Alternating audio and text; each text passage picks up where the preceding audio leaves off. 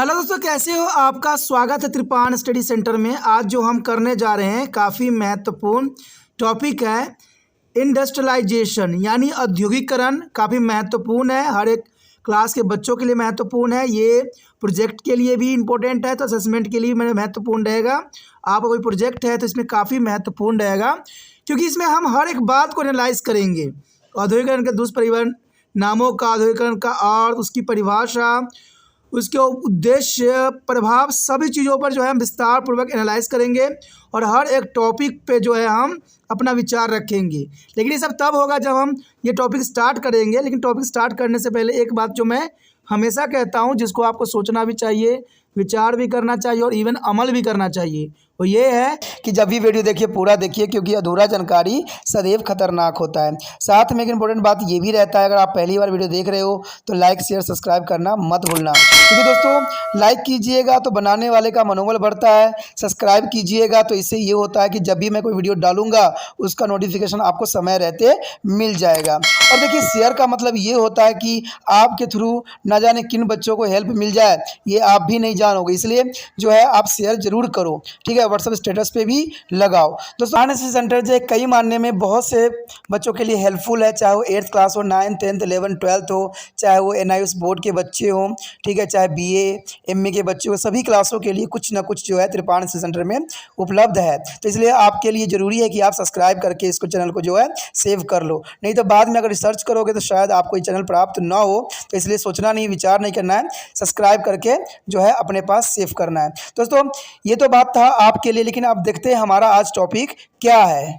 यहाँ पर जो हम टॉपिक कर रहे हैं इंडस्ट्रियलाइजेशन यानी औद्योगिकरण, ये काफ़ी महत्वपूर्ण रहता है हर एक वर्क के लिए। चाहे आप प्रोजेक्ट कर रहे हो, चाहे आप क्वेश्चन अटैम्प्ट कर रहे हो, चाहे असेसमेंट बना रहे हो।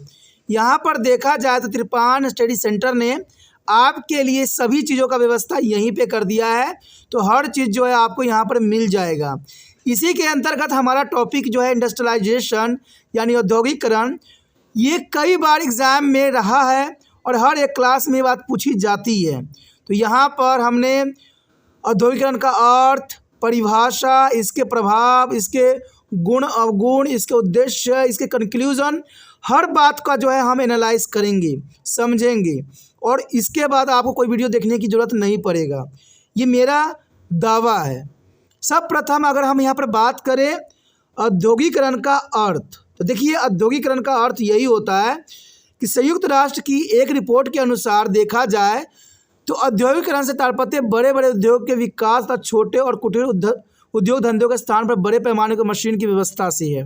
यानी देखा जाए, अगर साधारण शब्दों में मैं इसको बताऊं तो औद्योगिकरण का मतलब यही होता है कि बड़े बड़े उद्योगों का विकास होना।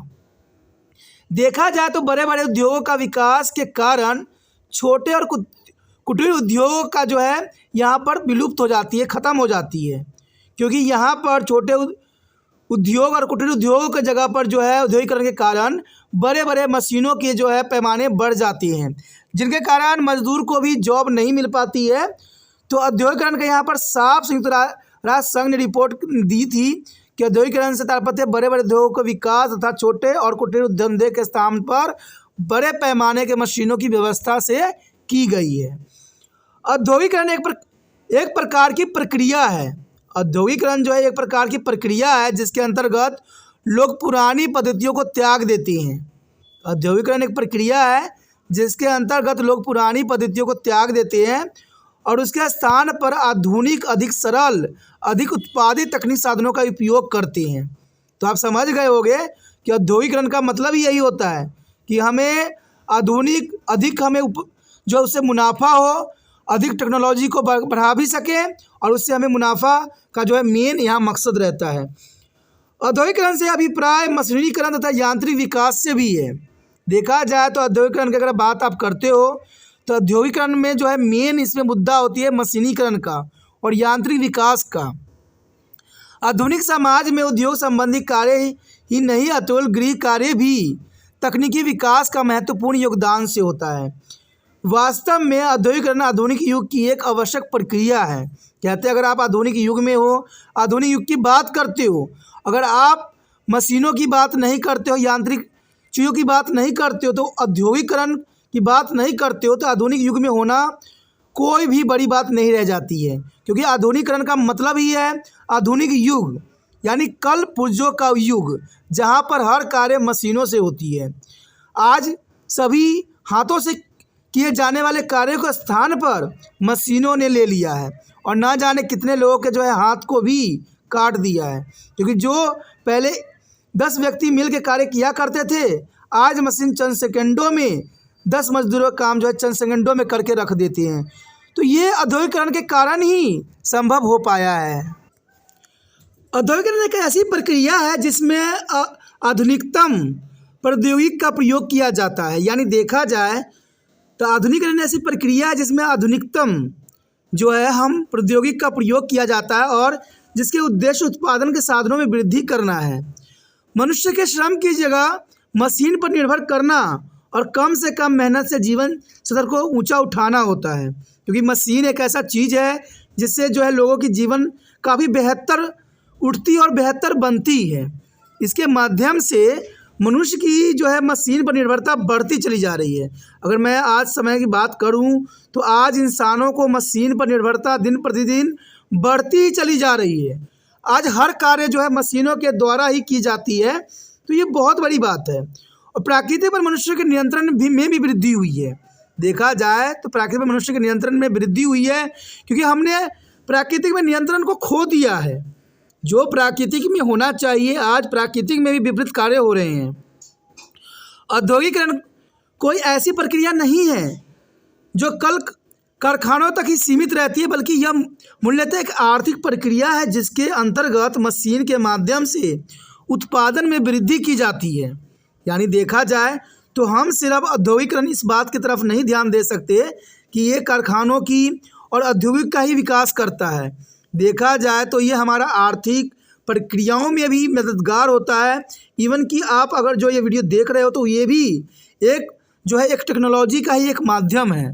औद्योगिकरण का मतलब ही होता है कि हम नए टेक्नोलॉजी का उपयोग करें, नए नए चीज़ों का विकास करें, यानी कल पुर्जों का विकास करके जो है हम अपने संसाधनों को बढ़ाएं और अपने जीवन को सरल से सरल बनाएं। और ये सब औद्योगिकरण के कारण ही संभव हुआ है।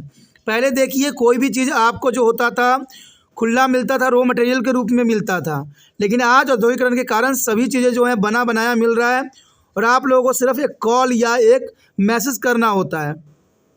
तो ये सब संभव हुआ है तो औद्योगिकरण के कारण ही संभव हुआ है।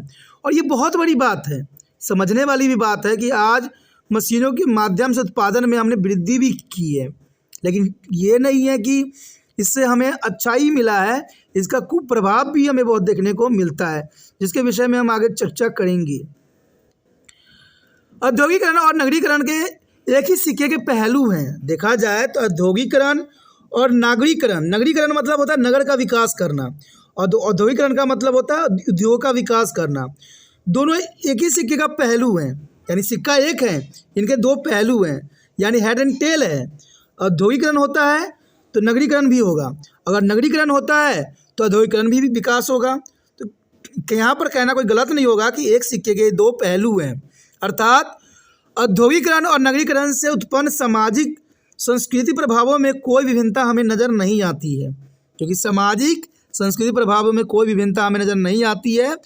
औद्योगिकरण की प्रक्रिया से नगरों का विकास तेज़ी से होता चला जा रहा है, यानी नगरों का विकास जो है बहुत तेज़ी दर से हो रहा है।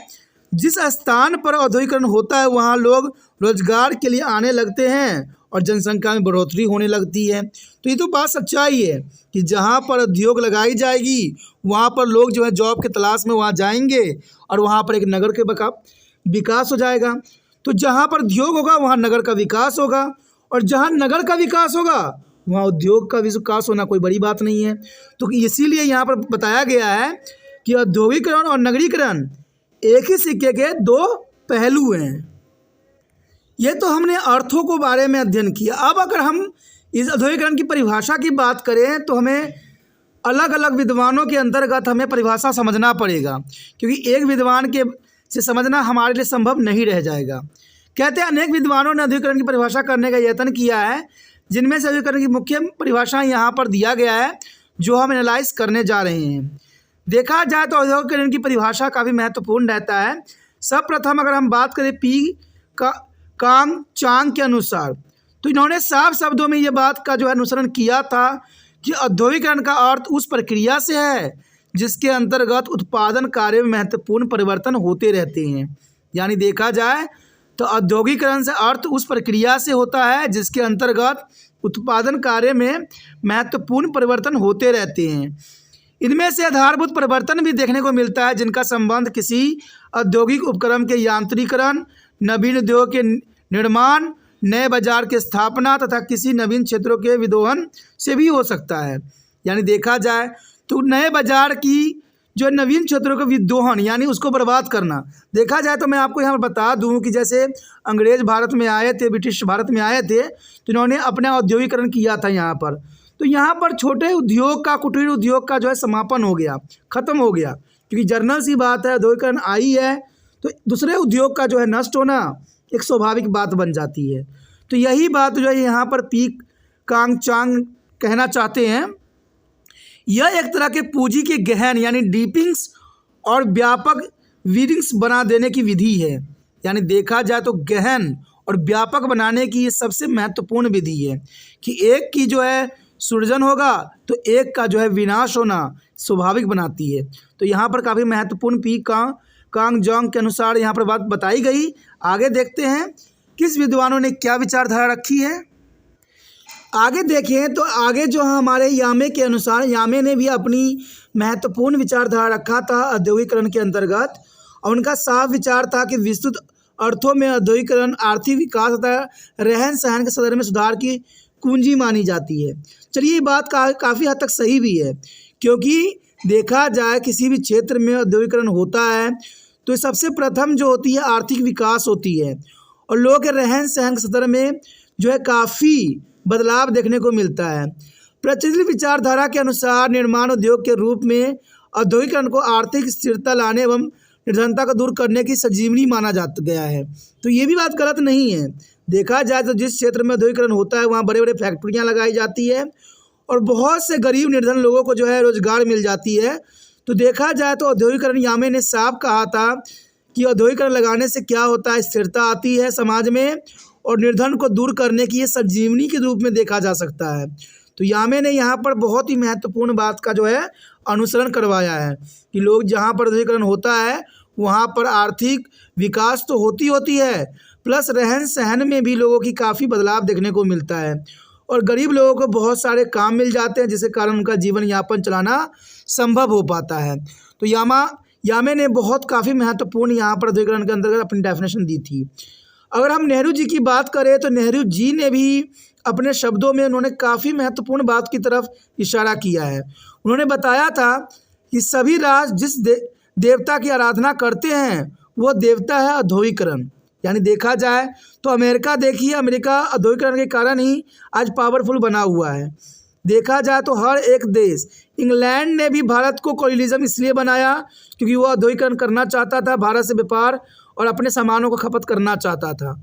तो देखा जाए तो नेहरू जी ने भी यहाँ काफ़ी महत्वपूर्ण बात बताई है कि सभी राष्ट्र जिस देवता की आराधना करते हैं वह देवता है औद्योगिकरण और वह देवता है मशीन, वह देवता है विशाल उत्पादन, प्राकृतिक शक्ति एवं संसाधनों को अधिक लाभप्रद उपयोग का। तो ये बात सही है। कहते हैं आज मशीनों का युग है, आज हर लोग जो है मशीन से दूर नहीं है, प्रत्येक व्यक्ति किसी न किसी रूप से मशीनों पर आश्रित है। तो नेहरू जी ने यहाँ पर जो है मशीनों को देवता का रूप देना कोई गलत भी नहीं होगा, क्योंकि सारा दुनिया जो है औद्योगिकरण को ही पूजता है, औद्योगिकरण को लेके ही चलता है। कहते हैं जिस देश में साम्यवादी थी उन्होंने पूंजीवादी में अपने आप को कन्वर्ट कर लिया। तो ये काफ़ी महत्वपूर्ण बात है। आगे जो हमारे समक्ष आया है मेमोरियल के अनुसार, इन्होंने भी काफ़ी महत्वपूर्ण अपनी विचारधारा रखी थी औद्योगिकरण एक प्रक्रिया के अंतर्गत, और इनका विचार था जिसके अंतर्गत उत्पादन कार्य से संबंधित अनेक परिवर्तन होते रहते हैं। यानी उत्पादन कार्य से संबंधित अनेक परिवर्तन होते रहते हैं। इसके अंतर्गत वे मौलिक परिवर्तन आते हैं जिसके अंतर्गत किसी भी व्यावसायिक साहस का यांत्रिकरण और नवीन उद्योग की स्थापना होती है, नए बाजार की खोज एवं किसी नए क्षेत्र का शोषण होता है। ये बात काफ़ी हद तक इन्होंने सही बोली है। मेमोरियल्स के अनुसार उन्होंने साफ शब्दों में ये बात बोली है कि नए बाजार की तो खोज होती है, लेकिन नए नए क्षेत्र का शोषण भी होता है। देखिए, जैसे भारत में अंग्रेज़ों ने भारत की खोज की और भारत में व्यापार करने की कोशिश की, लेकिन यहाँ के औद्योगिकरण के देखा जाए तो शोषण भी किया गया। अपना उद्योग तो इन्होंने लगाया, लेकिन भारत के उद्योग का इन्होंने शोषण किया। तो इन्होंने मेमोरियल्स के अनुसार भी काफ़ी महत्वपूर्ण बात रखी गई है। अगर इस बात को हम संक्षेप में देखें तो औद्योगिकरण एक साधन है जिसके द्वारा पूंजी का निरंतर विकास किया जाता है। यानी औद्योगिकरण एक साधन है जिसके द्वारा पूंजी का निरंतर विकास करने की विचारधारा रखी जाती है। यानी यहाँ पर मेमोरियल ने साफ शब्दों में कहा है कि नए बाज़ारों की खोज होती है, नवीन उद्योग की स्थापना होती है, यांत्रिकरण होता है, लेकिन देखा जाए तो अगले क्षेत्र का शोषण भी इसमें निर्धारित होती है। देखा जाए तो औद्योगिकरण एक साधन है जिसके द्वारा पूंजी का निरंतर विकास किया जाता है। आगे देखें, राष्ट्र संघ के अनुसार तो राष्ट्र संघ का भी विचार काफ़ी महत्वपूर्ण था कि औद्योगिकरण की प्रक्रिया केवल निर्माण उद्योग तक ही सीमित नहीं होती है। यानी औद्योगिकरण की प्रक्रिया केवल निर्माण उद्योग तक ही सीमित नहीं होती है, अतुल इसके द्वारा किसी भी देश की संपूर्ण आर्थिक संरचना परिवर्तन की जा सकती है। तो ये भी काफ़ी महत्वपूर्ण है। यहाँ पर राष्ट्र संघ ने अपनी विचारधारा रखी थी कि औद्योगिकरण की प्रक्रिया केवल निर्माण उद्योग तक ही सीमित नहीं है, इसके द्वारा किसी भी देश की संपूर्ण आर्थिक संरचना परिवर्तन की जा सकती है। इवन देखें, पीटी वेरो और बीएसएम के अनुसार इन्होंने भी काफ़ी महत्वपूर्ण विचार यहाँ पर रखा गया था इसके द्वारा कि औद्योगिकरण व्यापक रूप से आर्थिक विकास और रहन सहन के स्तर में सुधार की कुंजी मानी जाती है। तो देखा जाए तो ये काफ़ी महत्वपूर्ण बात यहाँ पर बताई गई है कि रहन सहन की सुधार की एक कुंजी मानी जाती है। कुंजी इसलिए मानी जाती है क्योंकि औद्योगिकरण यहाँ पर व्यापक रूप से आर्थिक व्यवस्था पर आश्रित होती है। देखा जाए तो निर्माण उद्योग के रूप में प्राचीन विचारधारा के अनुसार औद्योगिकरण को आर्थिक स्थिरता व निरंतरता के साधन के लिए संजीवनी भी माना गया है और वस्तु निर्माण उद्योग केवल एक प्रकार की आर्थिक क्रियाएं हैं। तो देखा जाए तो पहले हमने जो डेफिनेशन पढ़ा था, ये जो है पीटी वेरो और पीएसएम के अनुसार दोनों ने काफ़ी हद तक जो है सेम बातों का ही अनुसरण किया है। तो ये भी काफ़ी महत्वपूर्ण यहाँ बात बनता है।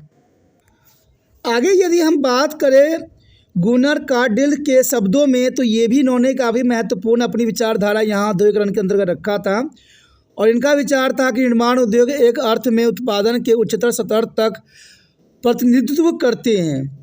विकसित देशों में निर्माण उद्योग का विकास चमत्कारी आर्थिक विकास और रहन सहन के स्तर का प्रतीक है।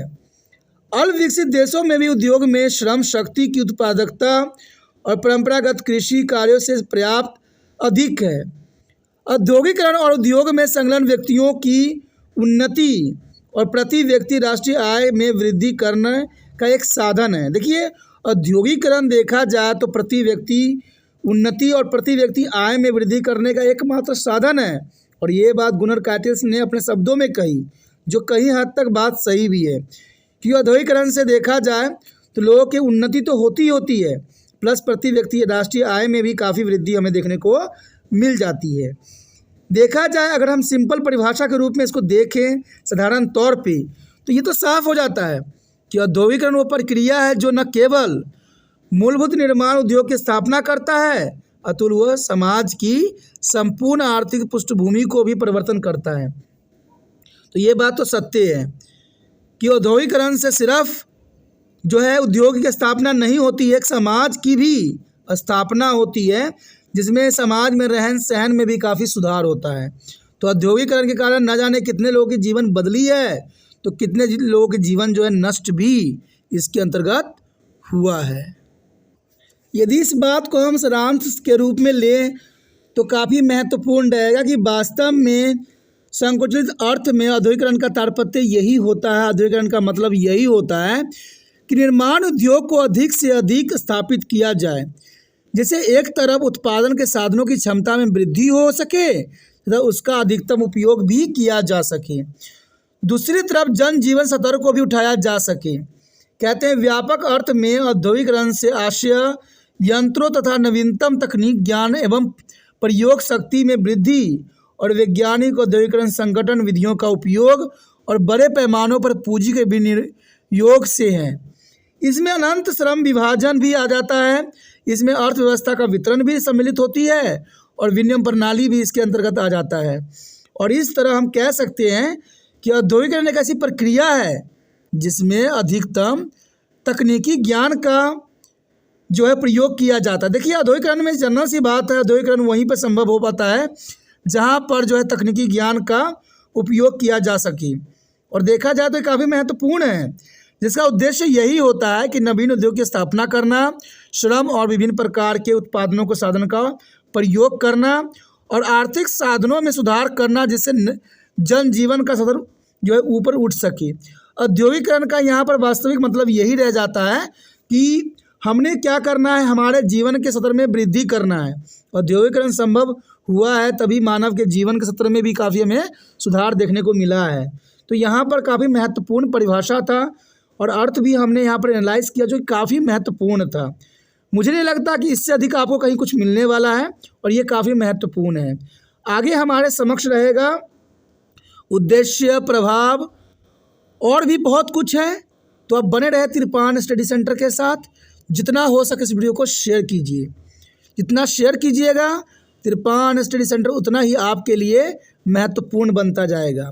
इसलिए सोचिए नहीं, विचार न कीजिए, जितना हो सके शेयर कीजिए, क्योंकि शेयर ही दूसरे बच्चों का केयर बन सकता है। और ये टॉपिक बहुत ही काफ़ी महत्वपूर्ण भी है और काफ़ी ज़रूरी भी है, एग्ज़ाम व्यू से भी, क्वेश्चन आंसर के अंतर्गत भी, प्रोजेक्ट के लिए भी, असेसमेंट के लिए भी, यानी हर जगह ये अपना महत्वपूर्णता बिखेर रहा है। पहली बार मेरे चैनल पे आए हो, पहली बार वीडियो देख रहे हो, समझ में आ रहा है, अच्छा लग रहा है और चाहते हो कि और भी वीडियो आपको इसी प्रकार प्राप्त होता रहे, तो एक ही कार्य करना है, चलो सब्सक्राइब करना है। जब लोग सब्सक्राइब कर लोगे तो इसका आपको नोटिफिकेशन हर वीडियो को मिलता रहेगा। जो आपके काम के होंगे उसको देखिए, बाकी इग्नोर कीजिए, ठीक है। ये आपके लिए महत्वपूर्ण रहता है, इसलिए सोचिए नहीं, विचार ना कीजिए, अभी तिरपान स्टडी सेंटर को सब्सक्राइब करके मोबाइल में सेव कीजिए।